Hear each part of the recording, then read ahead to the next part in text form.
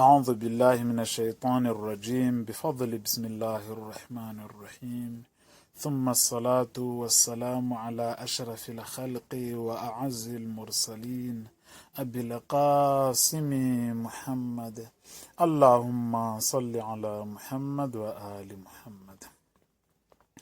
Dans notre leçon précédente, nous avons parlé du troisième argument du Burhan al-Nazm qui montre que l'ordre et l'harmonie sur notre planète ont un but précis. Cela permet à l'être humain de vivre, de se développer et d'assurer la continuité de la vie. L'exemple du bébé dans le ventre de sa mère illustre ce passage d'un monde à un autre. Il grandit dans un environnement adapté, puis naît pour entrer dans une autre nouvelle phase de vie. Ce processus est ordonné, progressif et plein de sens. Le bébé pleure à la naissance pour activer sa respiration, preuve que chaque étape est préparée avec précision. De la même manière, la mort n'est pas une fin absurde, mais un passage vers une autre forme de vie éternelle. La vie terrestre n'est qu'un lieu temporaire, tout comme le ventre maternel. Si le but de l'existence humaine était de rester sur Terre, la mort n'aurait aucun sens. C'est-à-dire, l'existence de la mort montre que le but principal de notre existence n'est pas de vivre uniquement sur Terre. Au contraire, notre objectif ultime est la vie après la mort. La vie terrestre n'est qu'un passage, une étape vers cette véritable vie, tout comme le ventre de la mère n'est qu'un lieu de transition pour le bébé avant sa vraie vie dans ce monde. L'homme, par sa nature intérieure al-Wujdan, ressent qu'il est fait pour vivre éternellement et non pour mourir. Ce désir universel de vivre, partagé même par ceux qui ne croient pas en Dieu, est la preuve la plus forte que l'homme a été créé pour une vie sans fin. Et le ressenti humain est ici plus fort qu'un raisonnement logique.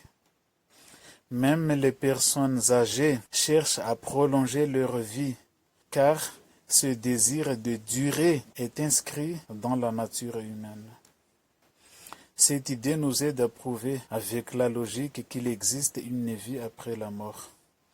Si l'homme a été créé pour vivre éternellement, cela signifie qu'il doit y avoir un autre monde après cette vie qui correspond à ce désir profond de vivre pour toujours. Ce monde dans lequel nous vivons a des règles et un système qui ne permettent pas à l'homme de vivre pour toujours.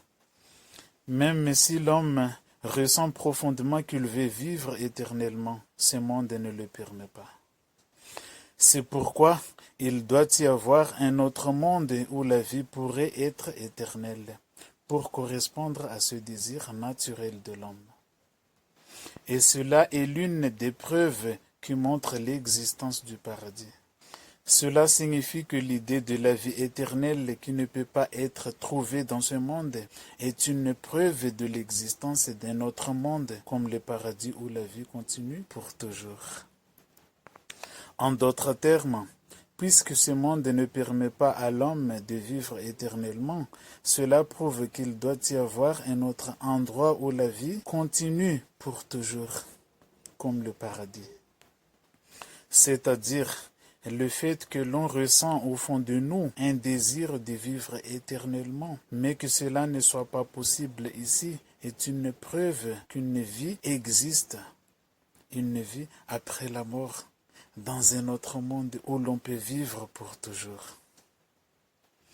L'une des lois et règles dans ce monde est que l'homme grandit depuis son enfance jusqu'à un certain âge où il cesse de grandir. De même, sa force physique augmente jusqu'à un certain point, puis commence à diminuer au fil du temps, jusqu'à ce qu'il devienne vieux. Si les preuves précédentes ne sont pas suffisantes pour vous, Je vous pose cette question. Quel est l'objectif principal du développement de la médecine? La réponse, le développement de la médecine a pour objectif principal de maintenir la santé, de soigner les maladies et d'aider l'homme à vivre plus longtemps.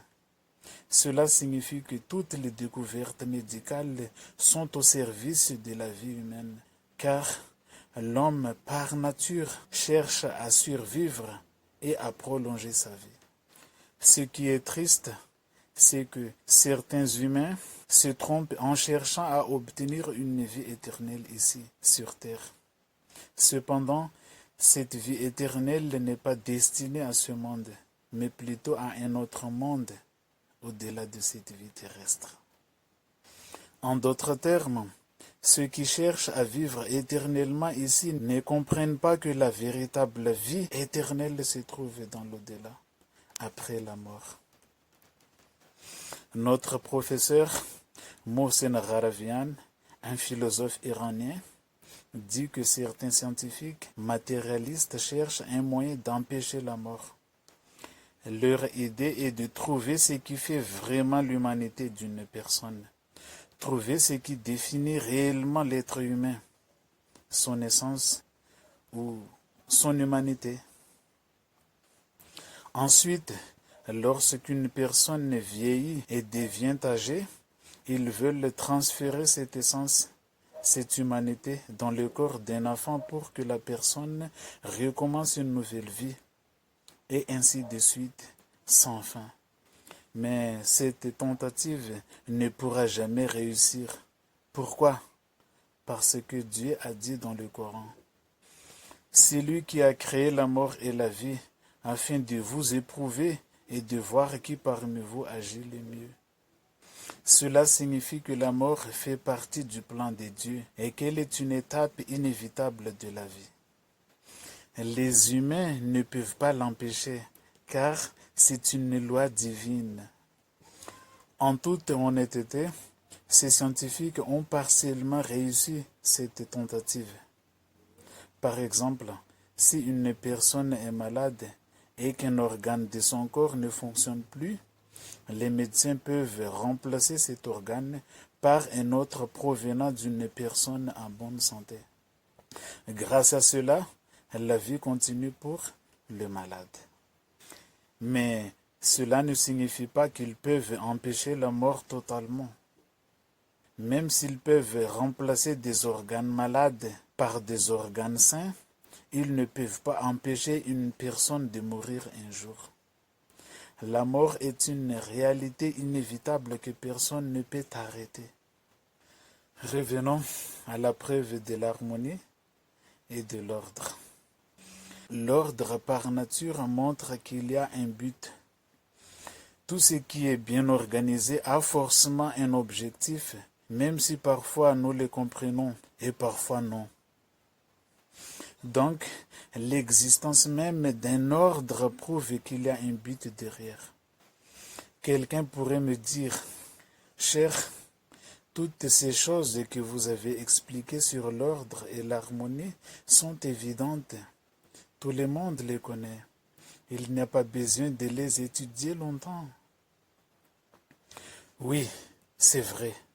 Mais ce que nous voulons surtout montrer, c'est comment passer du concret à l'invisible, des choses visibles à la vérité cachée et spirituelle. Nous voulons que notre esprit ne s'arrête pas aux choses matérielles, mais qu'il réfléchisse aussi au monde au-delà du visible. Cela signifie que si l'univers est bien organisé et harmonieux, c'est forcément parce qu'un être intelligent l'a organisé. Même si nous ne pouvons pas voir directement celui qui a créé cet ordre, son existence est prouvée par cette organisation parfaite. Cela veut dire que tout ce qui est bien organisé a forcément un organisateur intelligent qui l'a organisé. Notre leçon s'achève ici. Merci de l'avoir suivi avec attention. On se retrouve très bientôt pour la suite, Inch'Allah. Walhamdulillahi Rabbil Alamin. Allahumma صل على محمد وآل محمد.